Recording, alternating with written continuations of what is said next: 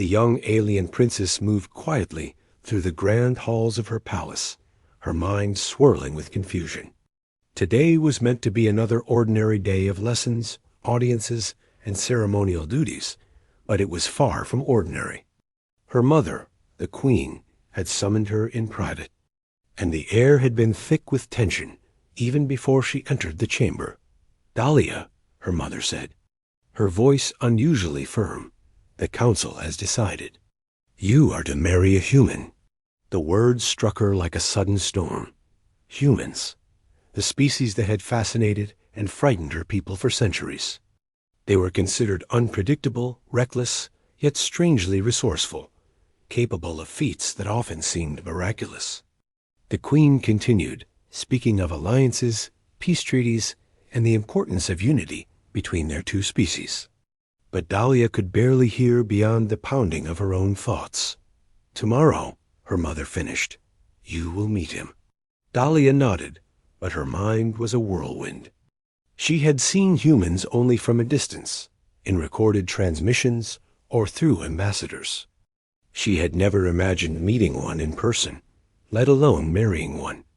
The weight of responsibility pressed heavily on her young shoulders. When the morning sun rose over the crystalline towers of the palace, Dahlia stood on the balcony, gazing at the sprawling city below. She wore a ceremonial gown, light and flowing, colored in the soft hues of her planet. Her attendants fussed around her, adjusting the delicate fabric, but she barely noticed. Her thoughts were elsewhere, imagining the human she was about to meet. Would he be kind, strong? Would he even understand her? The palace gates opened, and a convoy arrived. Dahlia descended slowly, her heart quickening with each step. In the central courtyard, standing beneath the banners of her family, was a human. He was tall, broad-shouldered, dressed in simple but polished attire that somehow spoke of discipline and strength. His dark hair was neatly trimmed, and his eyes, a striking shade of blue, held a quiet determination. For a moment, Dahlia could not speak. She simply looked at him, her mind frozen in a mixture of awe and disbelief. There was something in his presence that made the world seem smaller, more real, more immediate. She had imagined many things about humans, but seeing one in person was nothing like she had expected. The human stepped forward and bowed slightly, a gesture of respect he had likely been taught, but carried with genuine sincerity. "Princess Dahlia," he said, his voice calm yet resonant, "I am honored to meet you."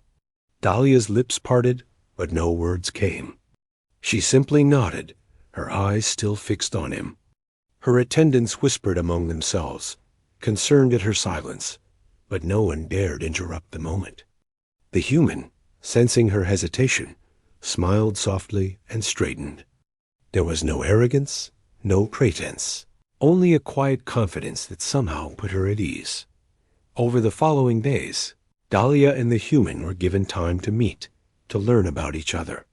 The council insisted on formal lessons about each other's cultures, traditions, and languages.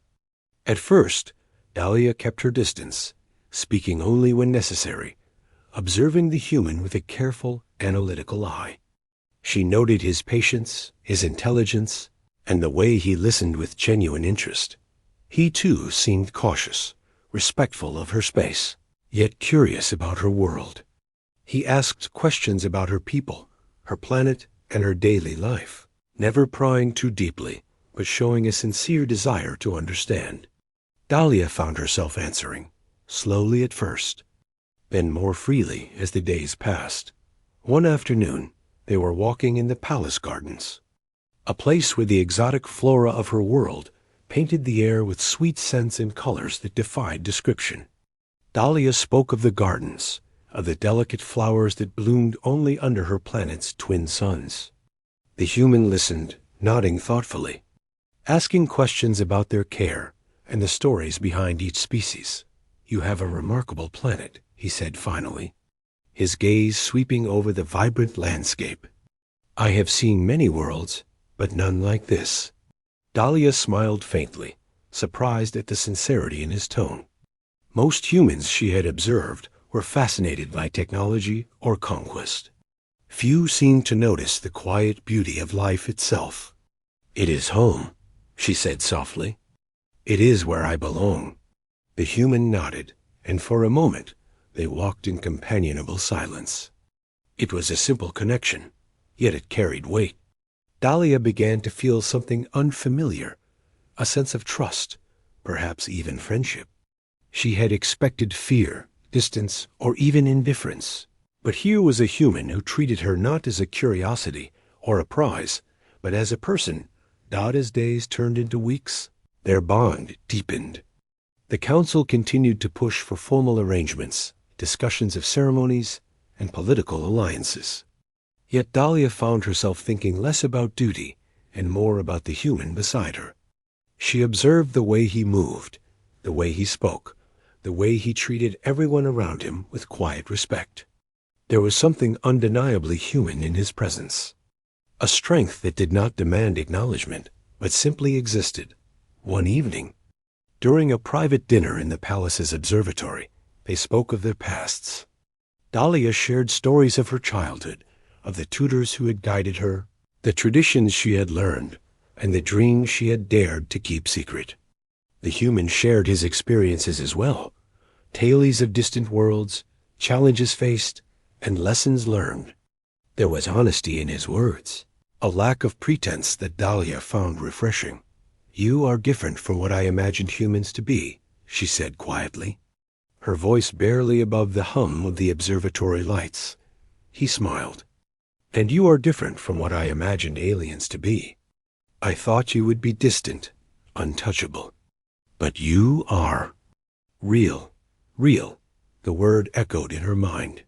For the first time, she felt seen not as a princess or a political symbol, but as herself. She realized that her silence, when first seeing him, had not been fear or confusion, but awe. Awe at the presence of someone who could stand before her with honesty and strength, who could see her as an individual rather than a title. The night passed with quiet conversation, laughter, and a growing sense of connection. Dahlia went to her chambers later, her heart unsettled yet lighter than it had felt in years. She knew that the path ahead was still filled with duty and expectation, but for the first time, she felt she could face it with clarity. The day of the official ceremony arrived. Delegates from across the galaxy gathered, their eyes filled with curiosity and speculation. The palace was adorned with banners and lights, a celebration of unity between two worlds. Dahlia stood at the entrance of the hall, her gown shimmering under the lights, her mind calm despite the anticipation. When the human arrived, he approached with the same quiet confidence that had captivated her weeks before. He bowed respectfully, and she returned the gesture. For a moment, the world seemed to pause, the noise of the crowd fading into silence. Their eyes met, and in that glance was understanding, respect, and the unspoken acknowledgement of the bond they had forged. The council officiated the ceremony with formal words and rituals. Yet Dahlia felt none of the anxiety she had expected.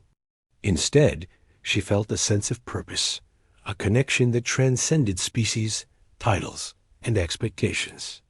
When the human extended his hand, she took it without hesitation.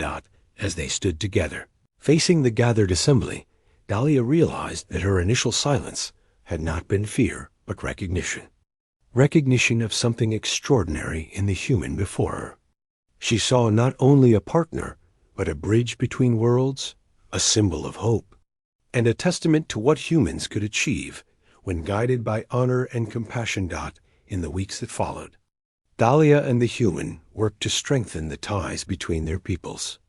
They traveled to different regions of her world, visiting cities and villages, learning customs, and sharing knowledge. The human marveled at the ingenuity of her people, their advanced technology, and their ability to live in harmony with nature. Dahlia admired his adaptability, his courage, and the way he inspired those around him. Together, they faced challenges, cultural misunderstandings, political tensions. and the skepticism of those who doubted the union. Yet they met each obstacle with patience and determination, proving that unity was possible when approached with sincerity and respect. Over time, Dahlia grew to understand the strength of humanity in a way she had never imagined. Humans were resilient, creative, and capable of profound empathy. They could inspire loyalty, forge bonds across differences, and confront danger with courage. In the humans standing beside her, she saw the best of her people reflected, amplified by qualities unique to his species. And the human, in turn, came to appreciate the depth and wisdom of her people. He learned that strength was not only physical or technological, but also cultural, emotional, and moral. Together, they embodied the potential of collaboration between worlds, proving that differences could be a source of growth rather than division. Years passed, and Dahlia and the human continued their work, guiding their peoples toward a shared future. The initial silence she had felt upon seeing him had transformed into a partnership founded on mutual respect and admiration. It had been awe, yes, but also recognition of the extraordinary potential within a single human and the young possibilities that emerged when humans and aliens stood together in quiet moments. Away from the duties of leadership, Dahlia would reflect on that first meeting. She would remember the moment she saw him and could not speak, the moment that had seemed so fragile, yet contained the promise of everything to come. It was a memory